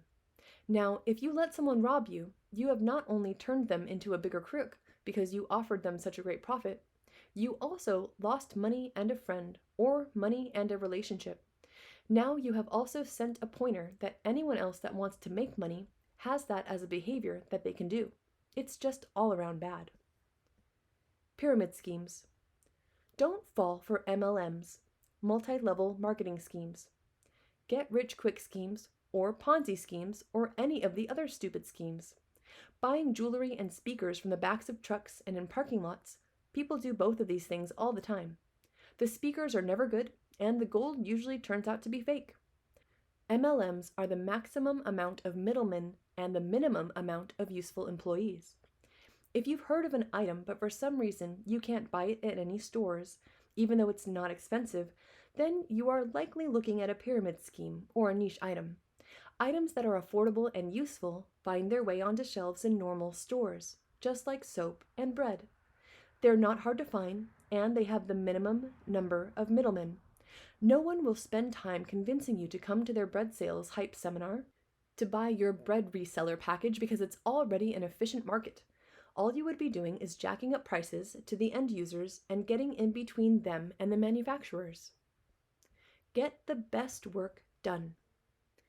If minions do all the work on your account, only minion quality labor will appear. Why not hire the minion in-house and save the middleman fee his boss is charging? If they make more money when you have a problem, they are more likely to subconsciously or purposefully allow problems to occur for you that you can pay them to fix. This is true of the upsellers of the auto mechanic franchises. You may go in for an oil change and they discover 10 other issues that need to be repaired. You leave with a receipt of worthless labor totaling a few $100s or more. Real estate agents. Another example. Real estate agents make more money the higher price the house sells for. Why would a real estate agent want to make less on the deal by getting you a better price? For the chance you establish a long-term business relationship and purchase other houses to become a repeat client? How many houses are you buying anyway? Real estate agents should be obsolete by now. Lawyers. Lawyers love troublesome clients. The more trouble you get in, the more money they make. Lawyers are people to whom you give your fortune in order to prevent someone else from getting it. You could say that their business is based on people trying to counter unlawful or immoral thievery. Accountants. Accountants. Their first mission is to cover their ass, then maybe save you money, maybe. One may sometimes find dark patterns in their tactics. Giving money back to the client guarantees retention of the client. If the accountant runs into some unexplained good fortune, such as shiny new Mercedes, he or she might claim that the income came from other investments. The tragedy of scammers and con men. Scammers are often charming, intelligent, motivated people. When their victims discover they have been scammed, they'd like to get their money back if they can. If the inventive and adventurous scammers spent less time figuring out new ways to victimize people and put their skills towards honest work, both they and their victims would find more profit in it. The first thing you should care about when hiring someone is their honesty. Then their ability comes second.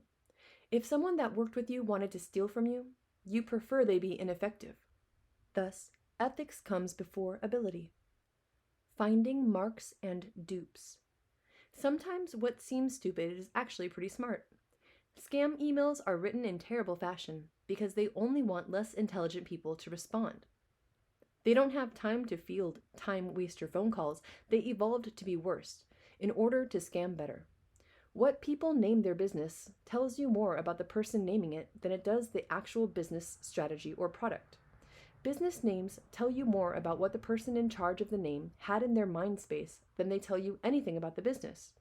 If you are at a website that has the word millionaire in it, you for sure aren't going to be talking to any millionaires. Basically, you're just going to be scammed. Penny stocks, binary options, gold, FX, Ponzi schemes, HYIP, you name it, it's a scam. Churches and tithing. The hypocrisy of giving money to God. It really goes to the people running the church or cult and hoping he invests it for you and gives you back more because, he needs your money. Church scams are just an advanced fee fraud, at least the ones that tell you you'll make more money in return if you send them money. Don Lepre, suicide in prison. Donald D. Lepre was an American multi-level marketing and infomercial salesman. His work involved product packages such as the greatest vitamin in the world and making money secrets. Lepre was criticized for selling fraudulent business plans that did not work for his clients. In June 2011, a grand jury indicted Lepre in June on 41 counts of conspiracy, mail fraud, wire fraud, and promotional money laundering through his company. The greatest vitamin in the world, the company's customers spent nearly $51.8 million to sell vitamins and recruit others to do the same. But only 5,000 people received about $6.4 million in commissions, according to the U.S. Department of Justice. Meanwhile, Lepre reaped at least $2.2 million from between 2004 to 2007, the department said. Kevin Trudeau.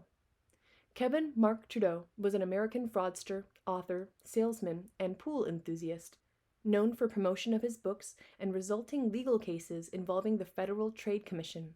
His ubiquitous late-night infomercials, which promoted unsubstantiated health, diet, and financial advice, earned him a fortune, but eventually resulted in civil and criminal penalties for fraud, larceny, and contempt of court.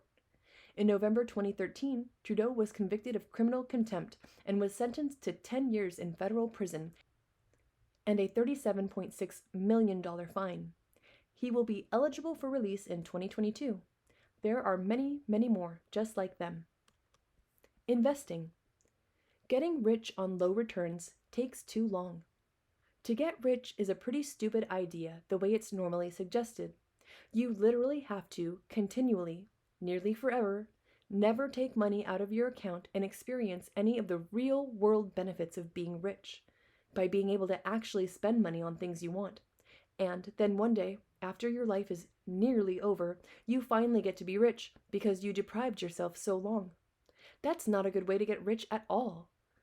Live like a poor person forever so you can try to make compounding interest make up for your low rates of return. There was once a guide on how to get rich that you could save money by foraging for food and hunting. That's a pretty funny suggestion to try and use if you live in a big city, because you'd have to forage in garbage cans. Business beats speculation. Why would you put $100,000 into Bitcoin when you can put $100,000 into a business that could capture even more value? If you speculate in Bitcoin, you have to wait for it to go up. Let's phrase this in a better way for you. Ready? If you create a business for $100,000 and in the first year it generates $100,000 of revenue and nets $30,000 after cost, you can sell that business for 3 times net easy, no problems at all. Why? Because there is money out there that desperately needs a home. And if you can pay $99,000, 3 years of net, and make literally 33% a year return on investment, then who would turn down 33% year return on investment? Banks offer what? Like 0% or -%? Make a business, any business, and you get to make all the future money that the business hasn't even made yet. This is the principle of making future money that doesn't even exist yet. You can make 10 years of money in 3 years, easy. If you look at the multiples that publicly traded companies are looking at, you could get maybe a 20 times earnings exit. Hence, you have two options: work and wait for the business to make the money, and then you have your profit. Or you can sell it for money that it has never and may never even make, and then go do it again and again and again. So you could literally make hundreds of years of business profit in a few years. You can't do that by speculating. Stocks. Investment advice from the best investor who's ever lived, Warren Buffett's instructions in his will. My money, I should add, is where my mouth is. What I advise here is essentially identical to certain instructions I've laid out in my will. One bequest provides that cash will be delivered to a trustee for my wife's benefit. I have to use cash for individual bequests because of all my Berkshire shares will be fully distributed to certain philanthropic organizations over the 10 years following the closing of my estate. My advice to the trustee could not be more simple. Put 10% of the cash in short-term government bonds and 90% in a very low-cost S&P 500 index fund. I suggest Vanguard's. I believe the trust's long-term results from this policy will be superior to those attained by most investors, whether pension funds, institutions, or individuals who employ high-fee managers. 2013 Berkshire Hathaway Annual Letter. If Warren Buffett's wealth has closely tracked the value of Berkshire Hathaway, then anyone in the world with access to the U.S. stock market could have bought Berkshire Hathaway stock and made exactly the same return on investment as Buffett did without doing any work. That's pretty insane. He made 94% of his wealth after turning 60 years of age. Tickers: BRK-A, IBB, SPY, GLD, AAPL. Berkshire Hathaway is insanely good, and recently biotech is even better. Perhaps Berkshire/S&P 500 for anti-volatility and safety, then overage gets put into IBB. Take advice from Warren Buffett. Warren Buffett and Sam Walton both drove ordinary cars and didn't like wasting money on themselves, and so the thesis is that one lifestyle design is a different form of excellence than business design. Just because you have more money than someone else doesn't mean you have better stuff or more time for a higher quality of life. If that's the case and it's likely that you're going to get similar performance, then you should probably be careful on how many risks you're willing to take to get something that doesn't pay what you thought it paid. Psychology. If you like to always have increases and rarely drawdowns, then your stock choices should be selected for not having drawdowns over any period longer than a couple of your sampling rates, or even a single sampling rate. It's easy enough to just set a reference point sometime far in the past, and then you're almost always up. But that trick may not always or ever work. Long versus short. It's a little bit confusing, but this is part of the reason why people like to be long stocks instead of short stocks, because the short stock can't go below zero, but it can keep going up 10x over and over again. Entities generating returns. For the sake of knowing, is there any other entity out there trying to generate returns on investment? Like a fund, so to speak, other than the Sovereign Wealth Fund of Norway that does so with a missions focus. We focus on companies that do this type of good in the world. I would love to discover those people and find out how they were able to create and sustain and hopefully get results in this world. Global asset allocation. Would you rather Google have more cash to do things, or that your neighbor Bob can buy more beer?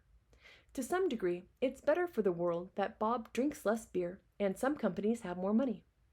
Now, on the whole, the amount of useless crap that gets done so vastly outpaces the useful stuff that it's probably still not a good idea for Bob to have to pay more taxes or be deprived the fruits of his labor because some megacorp can afford millions in consulting fees to create or discover the newest loophole du jour. Trailing indicator. Do you know the story that tells you that your income is the average of the 5 people you spend the most time with? That's some correlation causation bullshit right there. That's a trailing indicator. Like when your income increases, your friends just change. It's not the other way around. It's not like your friends changed and then your income changed. Everything doesn't go that direction. Taxes. As the saying goes, only two things in life are guaranteed: death and taxes. Well, it's not really true. Ingvar Kamprad started IKEA.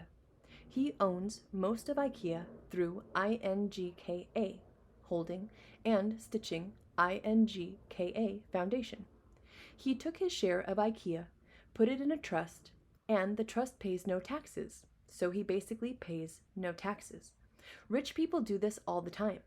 They either move to a country where there is no tax on worldwide income or no capital gains tax. The concept that you'll always pay tax is a little overblown if you are a member of the capital class. Even if you do pay taxes, you get a 50% discount. If you make $1 million working a job, you are, depending on country of course, going to pay over 35%. If you make the same $1 million as appreciation on a property or stock that you haven't sold, you pay 0% tax. Yes, you heard it right, 0%. You only pay a tax when it gets sold, and you never have to sell it. You can often take a loan against it or trade it for something like kind. This keeps the amount of tax that you pay at a very low rate compared to the poor bastards that actually have to work for a living. There is no life, there is only time. If you save a man's life, you have only bought him some time. Let's say, magically, that you're lucky enough to have property and capital goods that generate revenue, and therefore have capital gains. Let's say you're lucky enough to be in that class, or fought your way up through the working class. If you are to fight your way through the working class to save up enough capital to become a member of the capital class, you still gotta play the game hard, because they're coming for your shit. You accidentally run into somebody with your car? Accident. You're civilly guilty, you lose all your money. Your kid allows a friend to sell some drugs out of your house? Civil forfeiture, you lose your house. You didn't do anything wrong, your kid's friend did something illegal. Oh well, you lose your house. You're driving to buy a car? You go to the bank, you take out the cash, you drive to buy the car, you get pulled over, they see the cash, they take the cash, they charge you cash for the crime. Now you have to get a lawyer and beg and plead that that was actually your money and that your money didn't commit a crime, so please give it back. Multi-billion-dollar business. More money is seized from civil forfeiture and asset seizure in the United States than is stolen by criminals in robberies. Beware of the government. The likelihood of you getting killed in America by a cop is like 5 to 10 times higher than you getting killed by a terrorist. The likelihood that your assets get seized by the government is higher than someone actually robbing you. The old days of the enemy being the non-government, for some people, it's much more likely the government's coming to get them. And obviously, if you are actually a criminal or actually doing bad stuff, that number should increase if law enforcement's working well. Even if you're not doing those things, you are more likely to be killed by a cop than a terrorist, period. There's lots of cops with guns, and lots of interaction, and catalysts to allow those things to occur, and there's just not enough terrorists to go around. It's a numbers thing. The intentions are probably 1,000,000 times worse on the side of a terrorist, but the sheer numbers are against you. Keep your assets in a trust. Maybe you should want to defend your assets and you don't want to pay a death tax. You've been taxed on the stuff before. Let's say you worked, made your million, paid your $350,000 and are left with $650,000. So then you bought a house. Now you sell the house. Now you get taxed again. You get double taxed. Well, that's not fun. So what's the trick?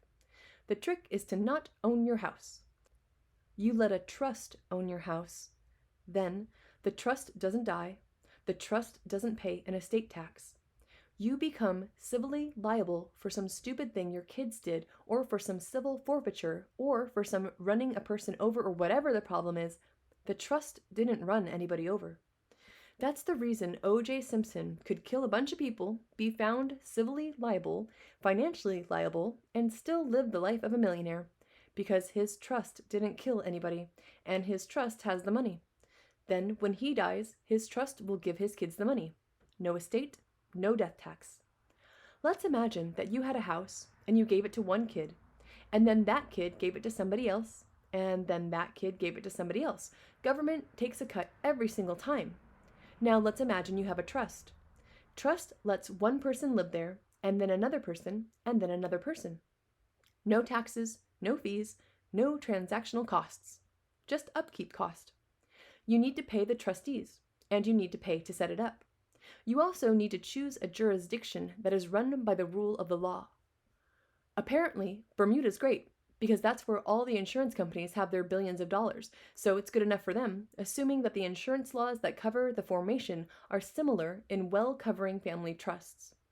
Maybe there's 4 or 5 kinds of trusts. Well then, you should be as well protected. The magic here is get out of the working class and into the capital class, and then get out of the capital class and into the trust-using, estate planning, get loans against your profits instead of getting dividends class. Then you basically can't have your wealth taken from you, and you never get taxed, and the money that you didn't get taxed on grows faster and larger until the point where maybe you're in the 1%. You get to help decide who gets to be president, and you get to help decide foreign policy, and you get to help decide what's on curriculum in schools. Well, you can afford to go create those things now. You can join either side of whatever insane argument you're on, all types of insane arguments. You know, free speech for Nazis pisses a lot of people off. You've got to be a pretty advanced thinking person to understand why that's actually good. If you're not an advanced thinking person, you gotta say, hey, these people are saying bad things. I don't like that. Let's beat them up however we can. Let's make it illegal. That's your retaliatory response. Oh, this guy committed a crime? Kill him! And then you realize that that stuff's been tried and it didn't work out that well, and what we have today, with not just killing anyone that commits any offense, is better. We've already used Hammurabi's eye for an eye, and it worked until Gandhi famously said, "An eye for an eye leaves the whole world blind." In summary, you wouldn't have a chance to understand why it was better unless you had been aware of the fact that other stuff has been tried before. Debtors' prisons have been tried before, right? Not separating church and state has been tried before. It didn't work out that great.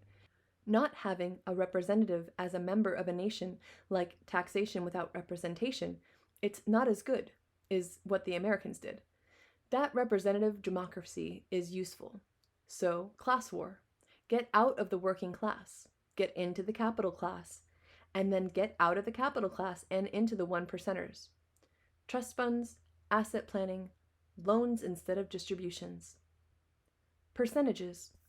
You could always use percentages, but you'll find that it's hard.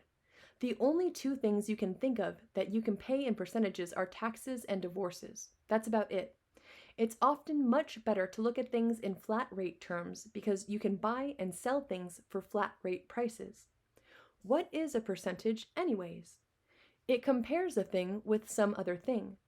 Let's say you want to look at how many dollars you made last year at work. Let's say you made 50 grand and wanted to look at your dollars as some percentage instead. What shall you compare these dollars to? How much you could have made, or how much you made last year? And then what can you do with that percentage? You could try to show your boss that he was under or overpaying you based on what other people were reporting their annual raises were in percentage terms. However, if you were going to go to them for that data anyway, wouldn't it have been just as useful just to use the hard figure of what they were getting paid now that you weren't? Wouldn't that real number figure that you would have come out of the company's real number bank account mean more to the person saying yes or no to your request for a raise? Or, since we're in fantasy land, a pay cut? Percentages can be useful, but more often than not, they can be misleading.